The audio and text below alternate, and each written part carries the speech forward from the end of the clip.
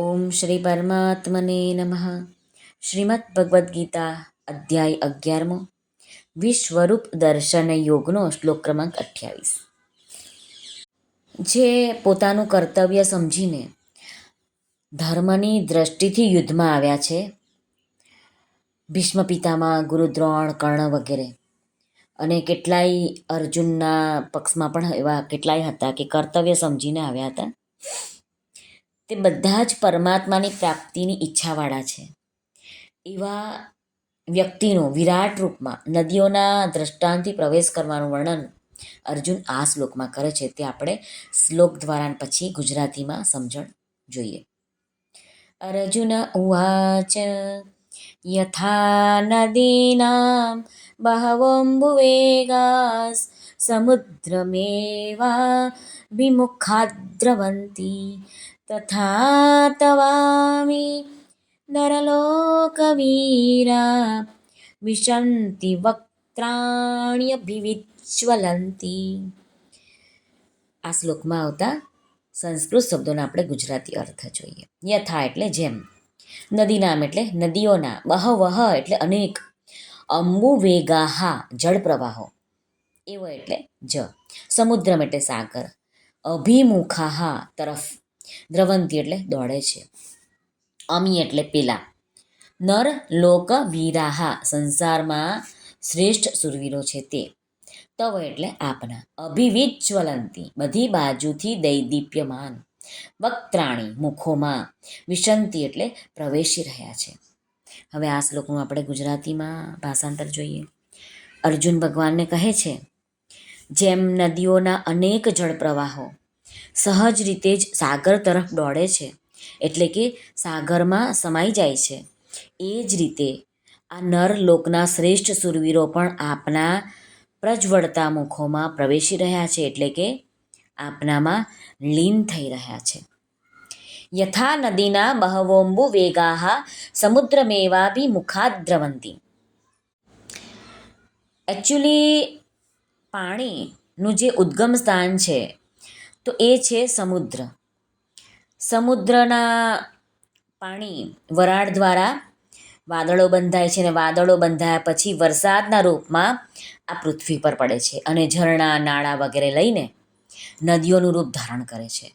અને નદીઓનો જેટલો વેગ છે અને પ્રવાહ છે તે બધો જ સ્વાભાવિક રીતે જ સમુદ્ર તરફ જ દોડે છે, કારણ કે પાણીનું ઉદ્ગમ સ્થાન સમુદ્ર જ છે. તે બધા જ જળ પ્રવાહો સમુદ્રમાં જઈને પોતાના નામ અને રૂપને છોડીને, એટલે કે જેમ ગંગા, યમુના, તાપી, ગોદાવરી, આ બધા જ પોતાનું નામ ભૂલી જઈને, રૂપ ભૂલી જઈને સમુદ્ર તરફ દોડી રહ્યા છે, જઈ રહ્યા છે જળ પ્રવાહો. પછી તે જળનો પ્રવાહ સમુદ્ર સિવાય પોતાનું કોઈ અલગ સ્વતંત્ર અસ્તિત્વ જ નથી રહેતું, સમુદ્રમાં જ સમાઈ જાય છે બધું જ પાણી. કારણ કે મૂળ ઉદ્ગમ સ્થાન પાણીનું સમુદ્ર છે. શરૂઆત સમુદ્રમાંથી થઈ અને અંત પણ સમુદ્રમાં જ જઈ રહ્યો છે પાણીનો પ્રવાહ. અને જે મધ્ય જે અવસ્થા છે તેમાં પોતપોતાનું નામ છે, ગોદાવરી છે, ગંગા છે, યમુના છે, જમના છે, એવી રીતે સરસ્વતી છે, એવી રીતે. તથા તવામી નરલોકવીરા વિશંતિ વક્ત્રાણ્યભિવિજ્વલંતિ. નદીઓની જેમ આ જીવ, એનો ઉદ્ગમ સ્થાન શું છે તો પ્રભુ છે, ભગવાન છે. અને આપણે વિલીન કોનામાં થવાનું છે? ભગવાનમાં.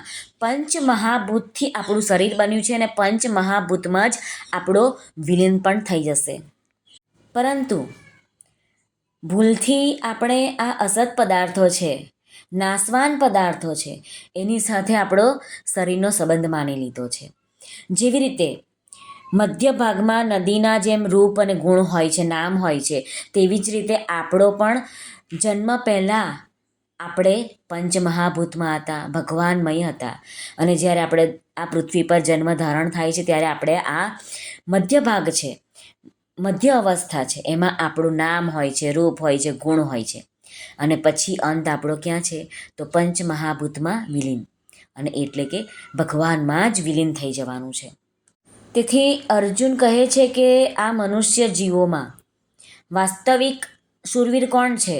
તો કહે છે કે જે સંસારમાં સંગ્રહ અને સુખ ભોગમાં ન પડીને જેને માટે આ શરીર મળ્યું છે, શેને માટે મળ્યું છે? તો કહે છે કે પરમાત્માની પ્રાપ્તિ માટે જ આ શરીર મળ્યું છે અને એના માટે જ આપણે પ્રયત્નશીલ રહેવું જોઈએ.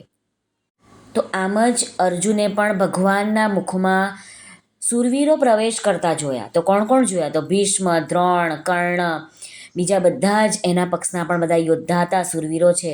તે ભગવાનના પ્રકાશમય એટલે કે જ્ઞાન સ્વરૂપમાં પ્રવેશ કરતા અર્જુને જોયા. આપણે પણ એમ જ કરવાનું છે, ભગવાનમાં જ પ્રવેશ કરવાનો છે. પરંતુ અર્જુન કહે છે કે આ લોકમાં પરમાત્માની પ્રાપ્તિની ઈચ્છાવાળા અમુક જ લોકો હોય છે, વિલક્ષણ, બહુ થોડા.